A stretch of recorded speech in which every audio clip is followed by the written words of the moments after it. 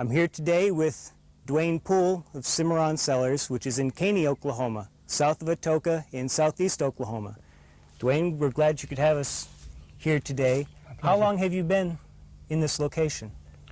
We've been here 9 years. This is going to be our 9th harvest this year. And did you plant this vineyard? This vineyard was started in the early 70s, an OEO project that Governor Hall had started. And we bought it in 1978. The program lasted, I think, for about 9 months. But the vines were planted at that time. So it went through several owners and then you bought it. Did you start the winery then? We started the winery in 1983. So in the intervening years you sold the grape juice? We had Texas wineries were interested in our product. And so we sold our grapes to Texas wineries until 1983. In 1983, we had approximately 30 or 40 of red grapes that they couldn't use. And so rather than leave the grapes rot on the vines, we decided to get our license and open up our winery. So we were licensed in 1983. And you've been, so you made your first wine in 1983. When was that wine ready? The whites were ready in 94, and our reds were ready in 1985. Okay. How many varieties of grapes do you have here? We have 20 varieties. There are a few that we have, maybe a row or two that we blend with some of the other ones, but we do have 20 different varieties in this area. Okay. There are white and red wines. Are there white and red grapes? White and red grapes. We grow vinifera grapes, which they grow in Europe and like in California. The French American hybrids, we have those, and they're found usually east of the Rocky Mountains. And they're the ones that do better in this area because of the climate. We have a few American varieties, like the Catawba and the Concord grape. Overall, a lot of the vinifers are experimental vines that we have, and I think that we will probably end up not using those anymore because the French American hybrids just do much better in this area. Those are your best varieties? Those are the best varieties, right. Okay. Now I've noticed on your grapevines, you've got a 2-wire trellis here, but looks like you've trained most of the vines up on the top wire instead of on both wires. Is there a reason for that? Well, what we try to do is that the production of our wine right now, we don't really need the quantity of grapes. So we have trained ours to just go on the top wire. And also it serves at another purpose. We try to keep them up and to let the air circulate more in the vineyard and keep it dry. And that we have a fungus that we have to fight, which is black rot in our area, and it just thrives on the wetness and the humidity. And so we try to keep them up, and I think the airflow will let it dry out more. Gets the leaves and the fruit to dry off quicker, and so you have less disease problems. We have found that works better here. Now, you have all these different varieties. When do you start your harvest? Do they all come at the same time? We will start with usually our white grape, which is the Aurora, which is this one right here, which is this variety right here. We'll probably start picking it in 2 days. Okay. About the middle of July, it is ready, and then we start with that one, and then we end up usually with this Rougeon, which is a red grape. Here. Okay. That's later maturing. This one will end up about the end of August, so they don't come off all at one time. They'll start and just one right after the other one. Okay. Now, how do you tell when they're ready? We have a hand refractometer that we use, and what it does, we can come over to the bunch of grapes, and what we usually do is that we will take maybe one from the top where the sun has really brought up the sugar, and you'll squeeze the juice on the prism or the refractometer. Just a drop is all you need, and then you look through it, and it will tell you the sugar content. Okay, so what do you do? So that one reads 19. Okay. And to make a white wine, we will try to have the sugar from a 19 to a 21. So it takes us so long to harvest this white one. It'll probably take us about a week. That's the most that we have of that variety. So if we start out at 19, when we end up, it'll probably be 21. It could be 22. So we work the average out, but we try to start at 19. Okay. Now, why 19? Why 19 to 20? So well, your alcohol in a white wine, when the natural yeast and the natural sugar in the grape, when it ferments, you will end up with about half of that into alcohol. So if you start with 20, you're going to end up with about a 10% alcohol, and that's fine for a white wine. Okay, you need a certain minimum alcohol to keep the wine from spoiling. It preserves it, right. Okay. And the red wine, why you will try to start it out at 21 to 23, maybe 24. Now we can check these red ones here that we will harvest these later in August, and you can tell about the sugar in the red one. So as you're getting ready to harvest, you will check this about every day. Okay, so we're down at You're 14%, so we've got a long ways to go, a long ways to wait. You want 21 on it, at least, a minimum. So you don't care about calendar date or color or anything, you're just looking at that sugar. We're just looking at the sugar, right. Okay. After the grapes are harvested, where do they go from here? We hire all of our pickers, as many as we can get. We pick them, and we try to go it takes 20 to 25 pickers to get this crop in. And we pick in the morning, and we go to our winery from there. Okay, let's go over there and have a look. Okay.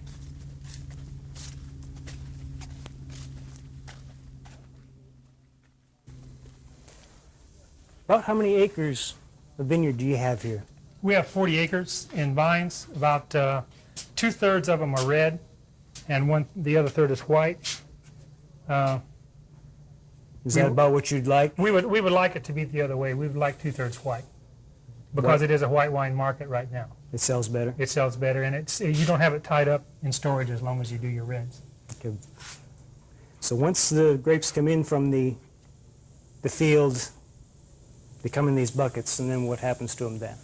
We pick in these 5-gallon buckets, and we try to, right from the field, as the pickers are picking them, we will crush them right as soon as we bring them in, within the matter of a few hours. Okay, and crusher, that's this machine right here? This is the crusher and destemmer.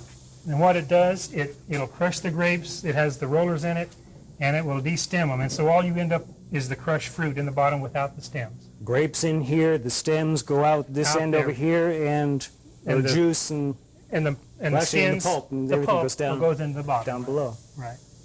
Okay. Can we see this running? Sure.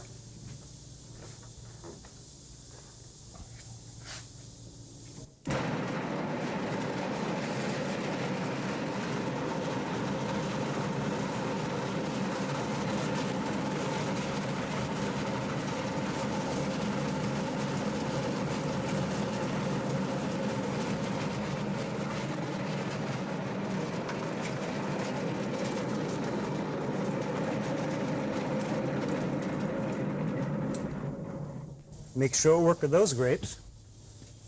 Okay, and down below is? Down below is the crushed fruit. Okay.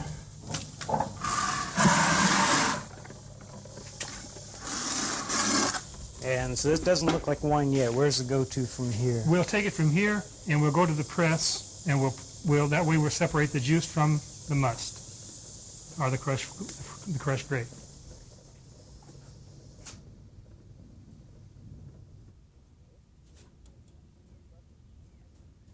Now this is pretty interesting. The two buckets were two different red grapes. Both looked about the same color from the outside, but the juice from each of them is quite different. This one's being much more red, and this one's almost a clear. Well, on a few of your varieties of red grapes, you can take them and make them in the white wine process.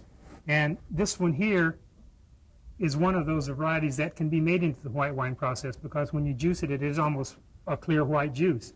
And the Marechal Foch, which is this one, it juices out red, so there is no way that you could come up with a white wine with it. So even with the blue grape, if you treat it right, you do have some flexibility in the type of grape, type of wine that you can make. Oh.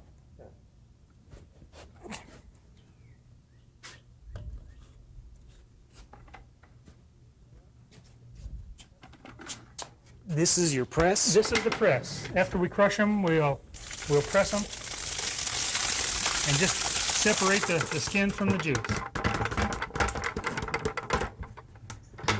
Yeah, there must be a piece missing. It's not pressing quite yet.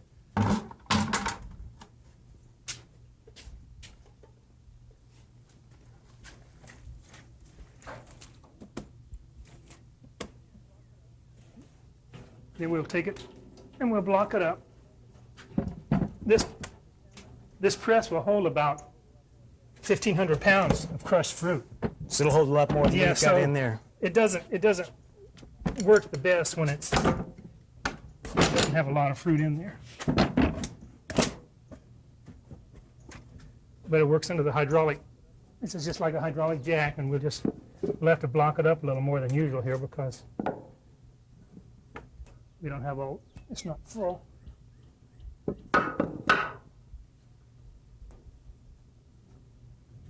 We'll just put this in here, and we'll bring this down.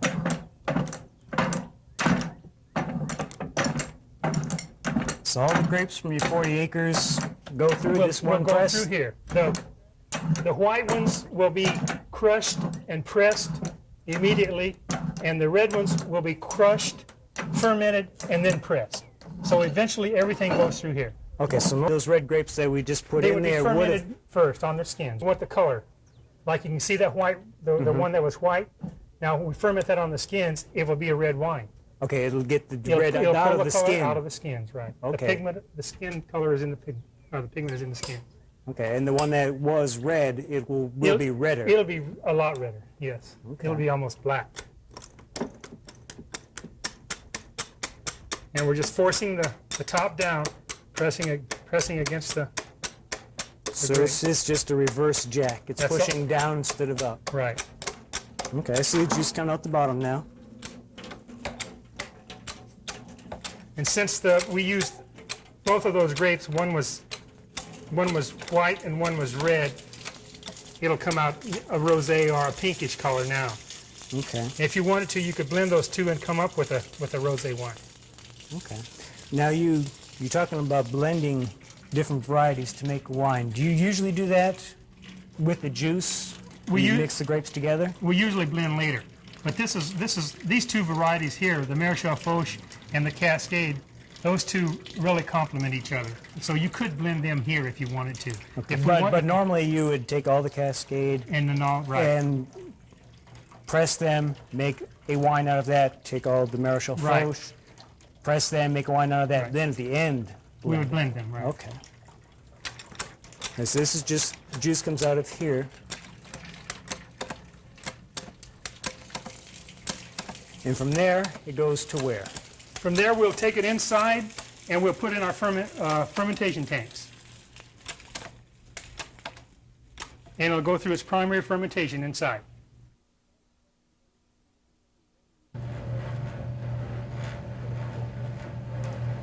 Besides pressing juice for your own use in the winery here, you also press juice to sell to the home winemaker? Yes, we used to just sell the fresh fruit crushed, and then we bought this tank that's refrigerated, and we offered to the customer fresh raw juice.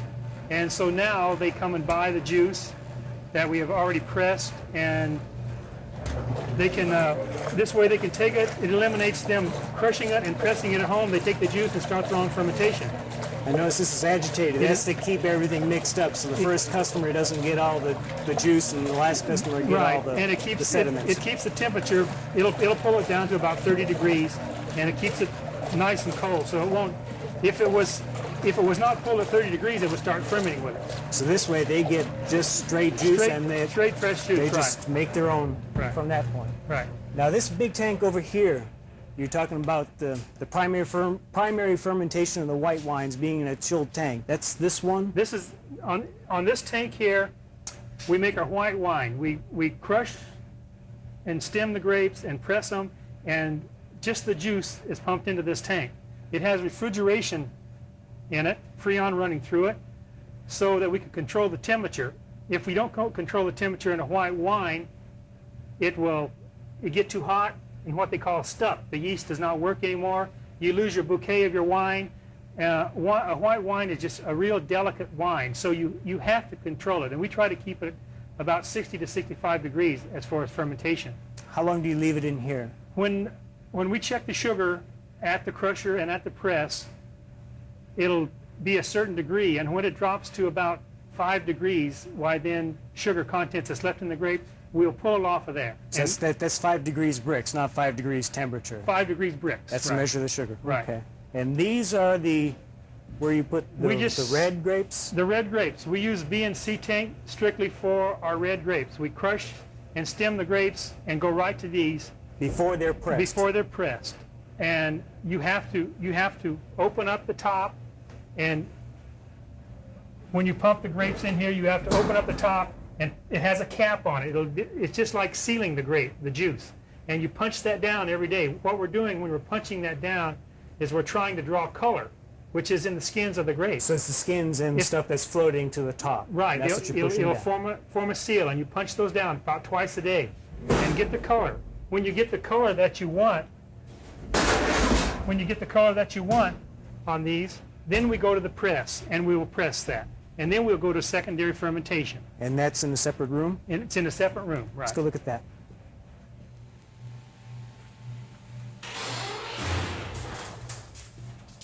They haven't mentioned anything about yeast so far. Do you add yeast to get the wine to ferment?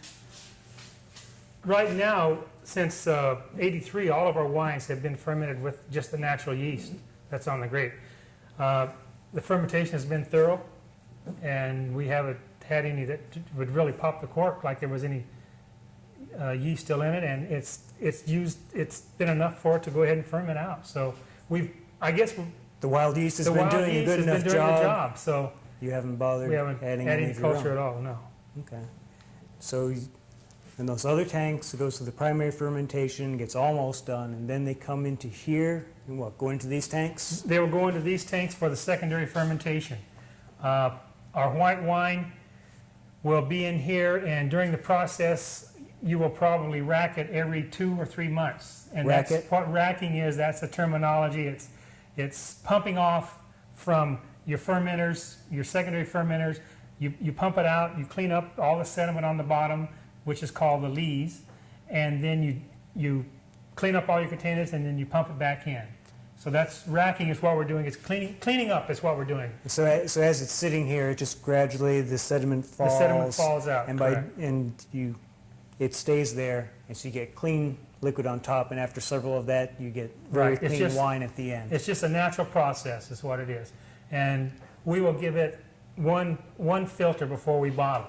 The whites that we have in here under storage, it will take them approximately a year before they're ready to be bottled. And so in that year, we are cleaning up everything in the sediment, and it takes cold storage to make that stuff really fall bright and clear. Now I notice it's much cooler in here than it is We try outside. to keep it about 65 to 68 degrees in here. In the wintertime, we can just open up everything and let Mother Nature just chill them, freeze them if we want, to pull it all the way down. It's really what it's doing is speeding up the process. Okay, and by that time, the fermentation's gone, so it doesn't matter if the yeast freezes. Right. That just helps. It'll all things up. fall into the bottom. Okay. And then our reds, it'll be the same process, but we're talking about having them in storage from 2 to 3 years. Okay. Why so much longer on the reds? Your reds, you're fermenting, back to the fermentation again, you're fermenting your reds on the skins, and all your tannins and all your acids, it takes it that long before it to mellow out, to be drinkable. Okay, and all this time you're still constantly racking it, or Right. does it come a point where you stop racking You it? still, after it comes over about a year, well, then you will probably rack it once or twice in the year, after it's gone through all the fermentation. Okay. But I imagine you don't just keep it here and sell it by the case or by the big barrel. steel case. Where does it go from here after it's been aged properly? After it's been aged properly from here, we pump it out from here to a filter, and we go to our bottling line. Okay, let me look at the bottler. Okay.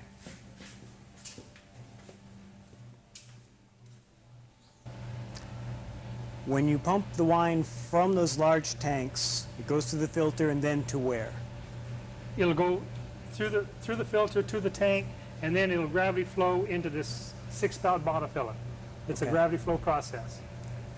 So you can, and this automatically fills them. Does it stop by itself, It or do stops you have by to? itself. It has when it gets full, like this bottle, when it fills it up to the correct height, it automatically stops. Then you take them off, and just down the assembly line, you'll take the wine off in the bottle, and you'll bring it over to the bottler, and then you'll put the cork in, and all this is done by hand. Oh, so that really squishes that cork down. It really brings the cork down, and the jaws will release it at a certain point, and it'll slide right on into the bottle. Always wondered how they did that. And there's your finished wine. All we need now is the label on it and the capsule, and it's ready for sale. Okay.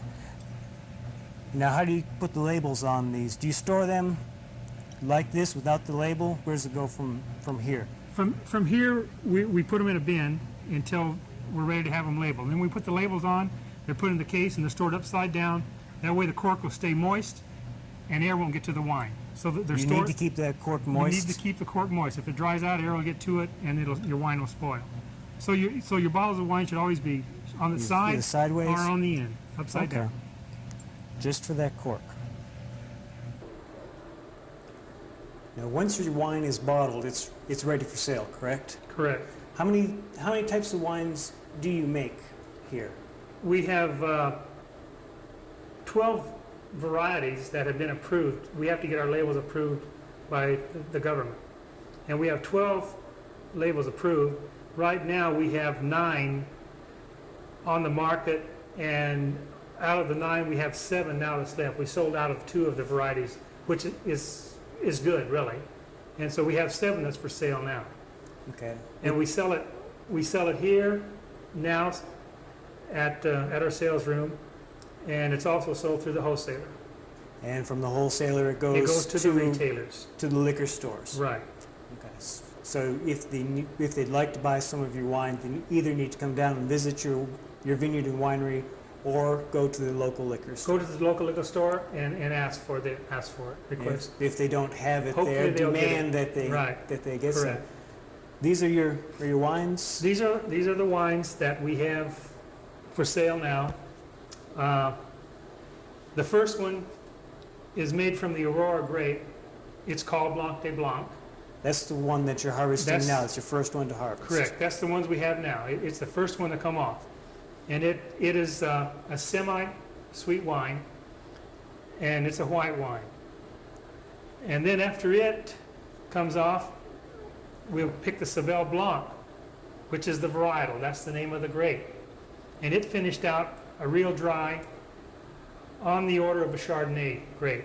So you're talking about dry. That just means it's not sweet. That means all the natural sugar in the grape has been fermented out till there is no residual sugar left in the grape at all, in the wine. As the yeast fermenting, if it stops while there's still some sugar left, that makes a sweet wine. Right. If it continues, Right. it'll be dry. It's just all through the fermentation process. And the way you stop fermentation is that you'll pull it down cold to freezing almost, and it'll kill the yeast. And at that time, you will pump it off, clean up all your yeast, and clean up your wine, pump it back, and it's clean. And that's how you come out with your sweetness So in you your do wine. have a certain amount of control over whether Right, it's going to be. whether it's sweet or dry. Okay. Then the Marechal Foch, it's a heavy red, and it is a dry wine. It's completely dry, and it's on the Burgundy type. It has a lot of earthy taste to it. Suna Red is made from the Roussillon grape. This wine here came out a dry rosé because we didn't ferment it on the skins. We just used the juice. This is what you're talking about before. The longer you leave it on the skin, the more color, it's going to get. Correct. The Vin d'Oc is a red wine that's made from Ruby Cabernet grapes and the Cabernet Sauvignon grapes. That's the grapes that they grow in Europe and they grow in California, and they're getting more into the drier climate growing seasons. That's where the grape survives. We don't really get the production on that grape, but it has so much tannin in the grape that a wine of this variety will probably age 10 to 15 years. So you're talking about a wine, if it's kept in a cellar 55 to 60 degrees and the cork stays moist, that you can really get some age on it. So will all of them keep that long? Just really your heavy reds. your white wines will start going, what they say is downhill or the other direction. They'll get better. All your wines will bottle age and they become better in flavor. Your white wines, after about 3 or 4 years, they'll go the other way. And so they should be drank soon, really. Okay, so and next one's The Pink Catawba, that's an American variety. And that's the name of the grape. And it is in the Concord family. so so it's it a has- very fruity flavor. And a different taste. It is really it's a taste that probably people, I know on the West Coast, they have never tasted that. And probably in the Midwest, not much. It's really, on the East Coast, it's really a common grape. And your last The one? last one is a Sweet Susie. Your Sweet what? Susie. I named that after my wife. It has 4 blends. We blended 4 wines to come up with that. And I take it it's a sweet wine? It's the sweetest one that we have. Well, we thank you for letting us come here today. And if you want to come down and visit here at Cimarron Cellars, they're open from 9 to 6, Monday through Saturday. They're open for you to come down and visit the vineyard and the winery, and you can purchase their wine here, or if you want, go down to your local liquor store, and you should be able to find it there. Thank you for letting us come here, and thank you for joining us on Oklahoma Garden.